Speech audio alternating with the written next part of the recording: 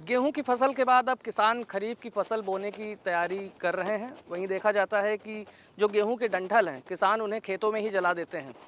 कितना नुकसान होता है उससे हमारी खेती का, और पर्यावरण को तो नुकसान है ही। हमारे साथ मौजूद हैं डॉक्टर टीके श्रीवास्तव जी, जो कि प्रिंसिपल साइंटिस्ट हैं आईआईएसआर के। सर, बहुत बहुत स्वागत है आपका उत्तर प्रदेश टाइम्स में। सर, कितना नुकसान होता है पर्यावरण के साथ साथ खेतों के लिए पराली जलाने का? देखिए, ऐसा है, हमारी जो मिट्टी है वो उसमें मुख्य जो ताकत होती है वो उसका मुख्य कारण होता है उसमें उपलब्ध जैविक पदार्थ।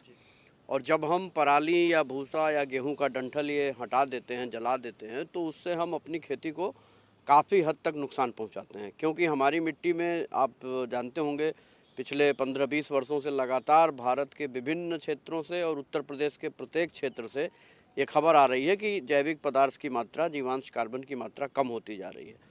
और ये खेतों के लिए देखा गया है कि अगर हमारे पास, हमारे खेत में, हमारी मिट्टी में जीवांश कार्बन की मात्रा 0.5% से कम है, तो उसमें फिर हम अपना जो भी पोषक तत्व पौधों को नाइट्रोजन, फास्फोरस, पोटास देते हैं, उसका उचित परिणाम नहीं मिलता। मतलब उपज हमारी उतनी नहीं बढ़ती जितनी कि अगर जैविक कार्बन की मात्रा 0.5% या अधिक हो।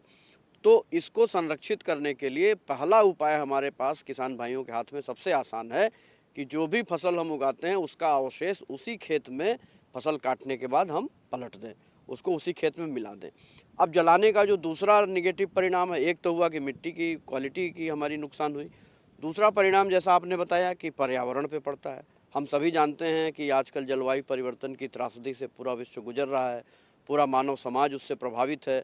टेम्परेचर बढ़ रहा है, बरसात जो है अनियमित हो गई है, कभी बहुत तेज़ पानी बरसता है, कभी बहुत धीमे कम बरसात होती है। तो ये जो परिस्थितियाँ उत्पन्न हो रही हैं वो वातावरण परिवर्तन, जलवायु परिवर्तन के जो कारण हैं उसमें से एक कारण ये भी है कि हम जो हमारे जैव संसाधन हैं उनको हम ध्यान से प्रबंध नहीं कर रहे हैं, उनको हम जला दे रहे हैं।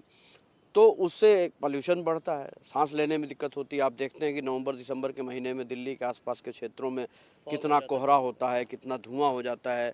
और एक जो आरएसपीएम कहते हैं, है ना, रेस्पायरेबल सस्पेंडेड पार्टिकुलेट मैटर, जो कि 2.5 मिलीमीटर से कम है, तो उसकी मात्रा इतनी ज़्यादा बढ़ जाती है कि सामान्य आदमी भी सांस लेता है तो उसको खांसी आती है, आँखें लाल हो जाती हैं।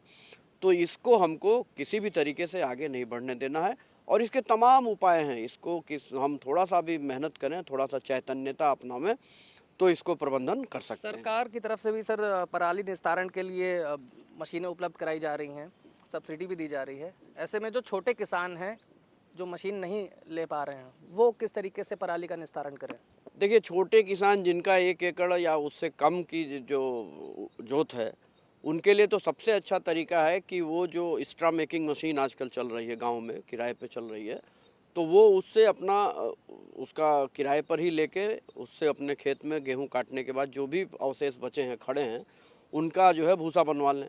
आजकल भूसा भी समय पे कभी-कभी ₹10 से ज़्यादा किलो के हिसाब से बिकता है, तो एक अतिरिक्त आय बन जाता है। दूसरे, जिन किसानों के पास भैंस है या और जो है कृषि से संबंधित पशु हैं, उनको खिलाने के लिए उनके पास चारा हो जाएगा।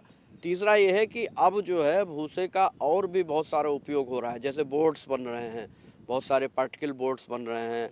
अब जो है, अभी आपने सुना होगा कि भारत सरकार 12 ऐसी जो है संयंत्र लगा रहे जा रही है, जिससे कि भूसा हो या पराली हो, फसल अवशेष हो, इनसे जो है सीधे इथेनॉल बनाया जाएगा। तो इन सब का आप धीरे-धीरे, इसका मतलब मेरा कहने का है कि इसकी वाणिज्यिक वैल्यू, मार्केट वैल्यू बढ़ रही है। तो किसान को इसको व्यर्थ नहीं करना है और जिस तरीके से भी हो सके उसको जो है अपना संजो के और उससे आर्थिक लाभ कमाना है। बिल्कुल। ये थे हमारे साथ प्रिंसिपल साइंटिस्ट डॉक्टर टीके श्रीवास्तव, जिन्होंने बताया कि जो पराली है, यानी कि जो फसल के जो अवशेष होते हैं, फसल काटने के बाद उन्हें हमें जलाना नहीं चाहिए, उनका सदुपयोग करना चाहिए, जिससे हमारे खेत की मिट्टी की जो उपजता है वो बनी रहे। योगेश मिश्रा, उत्तर प्रदेश टाइम्स, लखनऊ।